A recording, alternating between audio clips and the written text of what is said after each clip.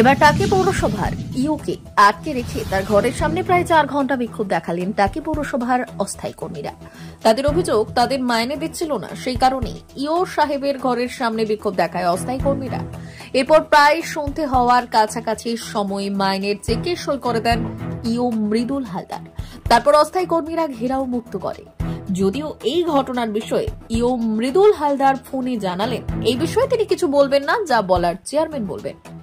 টাকি পৌরসভায় 215 জন অস্থায়ী কর্মী আছে।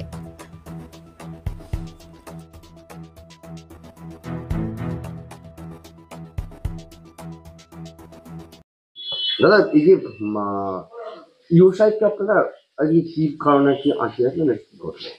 ইও সাহেবকে আমরা আমাদের যে মাইনের ব্যাপারে, অস্থায়ী কর্মচারীদের এই মাইনের ব্যাপারে আমরা ওনাকে বলেছিলাম। তা উনি কিছু সমস্যার কথা বলছিলেন, কিন্তু চেয়ারম্যান সাহেব সই করে দিয়েছিলেন। তারপরে আমাদের অবস্থান বিক্ষোভের পরে ইও সাহেব সই করেন এবং উনি তারপরে আমরা অবস্থান বিক্ষোভ তুলে নিই। কতক্ষণ আপনারা মোটামুটি বিক্ষোভ দেখিয়েছেন? তা প্রায় 3-4 ঘন্টার মতো হবে, কম বেশি বিক্ষোভ দেখিয়েছেন। তারপরে কি বিলে সই করেছে? হ্যাঁ, বিলে উনি সই করে দিয়েছেন। আমাদের আপনারা স্টাফ আছেন? আমাদের কম বেশি 212-13 জনের মতন স্টাফ আছে। আপনার নাম? আমার নাম সতীশ কুমার মণ্ডল। আজকে ইও সাহেবকে যে বিক্ষোভ কেন দেখালেন?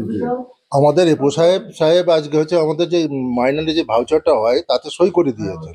এবার উনি বলছেন না এটা অনেক দিনকার সই, সেই হিসেবে উনি সই করছিলেন না।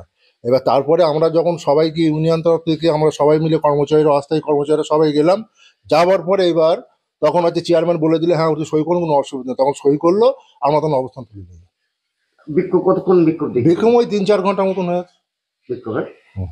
তারপরে কি সই করে দিয়েছে? হ্যাঁ, সই করে দিয়েছে, আমরা অবস্থান তুলে নিলাম। তারপরে উনি চলে গেছে? হ্যাঁ, তখন চলে গিয়েছে। আপনার নাম? আমার নাম অরবিন্দ মণ্ডল।